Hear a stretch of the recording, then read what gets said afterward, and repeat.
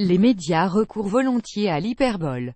Les entretiens exploratoires entre les quatre parties d'une coalition potentielle échouent. C'est toute l'Allemagne qui traverse une grave crise politique. Le parti de la chancelière CDU était partie prenante de ces entretiens. C'est la fin du règne d'Angela Merkel. L'Union, c'est ailleurs la coalition historique entre les chrétiens démocrates CDU et les chrétiennes socio-bavarois CSU n'a recueilli que 33% des voix lors des élections au Bundestag. C'est assurément dû à l'usure du pouvoir et signifie un échec personnel d'Angela Merkel en France. La lecture des événements chez notre principal partenaire dans l'Union européenne est jamais neutre.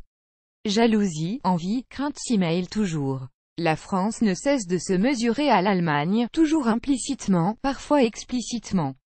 Selon les perspectives et les idéologies, l'Allemagne est érigée soit en modèle soit en repoussoir. Et maintenant, depuis que la France a fait part de sa volonté d'assumer sa responsabilité européenne, l'angoisse l'assaille à la perspective de perdre une partenaire fiable, garante de stabilité, au sein de l'UE.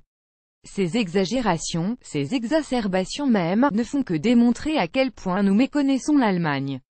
Que les médias allemands s'affolent et se lancent dans des conjectures souvent peu soucieuses de la réalité du droit est normal. C'est leur pays, les surenchères critiques y sont monnaie courante, d'autant plus que, même dans l'ère des médias sociaux, la presse y assure sa fonction de critique et de contrôle.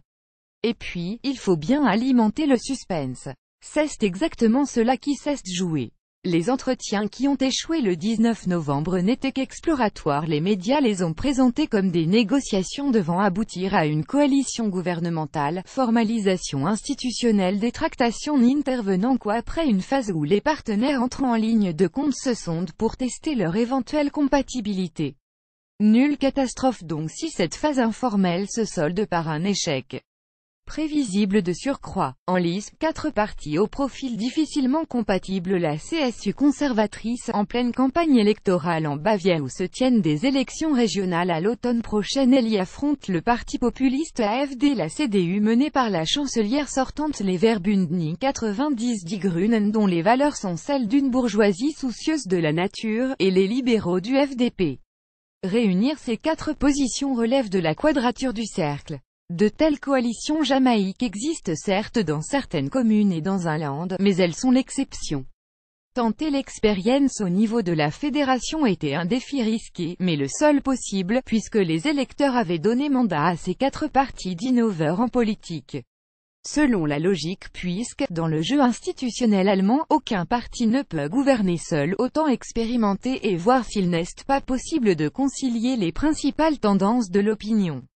Or l'expérience a échoué. À qui la faute? Au FDP qui a claqué la porte, mettant fin aux entretiens. C'était la première lecture en Allemagne où les médias reprochaient au parti un comportement électoraliste. Mais cette critique s'adresse à tous. Les élections au Bundestag avaient à peine eu lieu le 24 septembre que se tenaient à la mi-octobre des élections régionales en Basse-Saxe. Les esprits n'étaient pas encore pacifiés, et la presse a attisé les braises dans leur course à la petite phrase assassine filtrant des entretiens. Quant aux partis, ils ont poursuivi en réalité leur campagne électorale, s'affrontant sur leur programme plutôt que de chercher à dégager d'éventuels points d'accord. Exercice délicat au demeurant, car comment concilier écologie et économie, consolidation budgétaire et tentation de redistribution particulièrement forte dans une Allemagne en pleine croissance? Quant à la question de l'accueil des migrants et du regroupement familial des réfugiés, elle nourrit en Allemagne des clivages comparables à ceux qui s'observent à l'échelle de l'UE. La faute à Merkel. La chancelière est au pouvoir depuis 2005, un record de longévité battu seulement par Helmut Kohl-Mitterrand en France. Il est normal que l'on s'interroge sur la date à laquelle elle fera valoir ses droits à la retraite.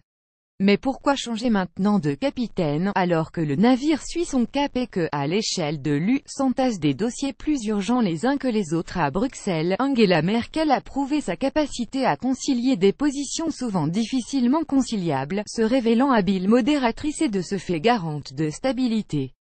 Pourquoi cette méthode faillirait-elle dans son pays? La France craint et désire à la fois le départ de ce facteur de stabilité en Europe que cesse révéler la chancelière.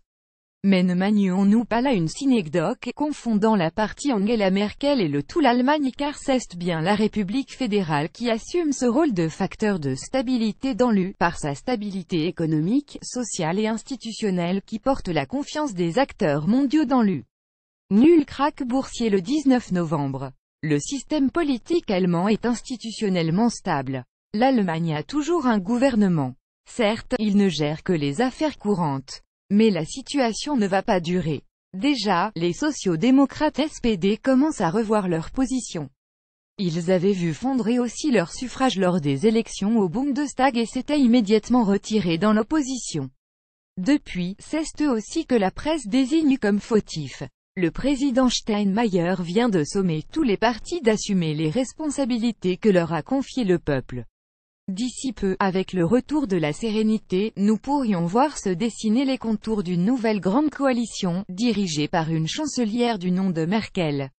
Lire aussi chancelière cherche coalition. L'ultimatum de Merkel est passé, l'Allemagne va vers des législatives anticipées. Chancelière cherche coalition. L'ultimatum de Merkel est passé, l'Allemagne va vers des législatives anticipées. Merkel prête à être candidate en cas d'élection anticipée. Pour suivre les dernières actualités en direct sur le HuffPost, cliquez ici. Tous les matins, recevez gratuitement la newsletter du HuffPost. Retrouvez-nous sur notre page Facebook. À voir également sur le HuffPost plus Allemagne et Angela Merkel internationale politique étrangère. Envoyez une correction.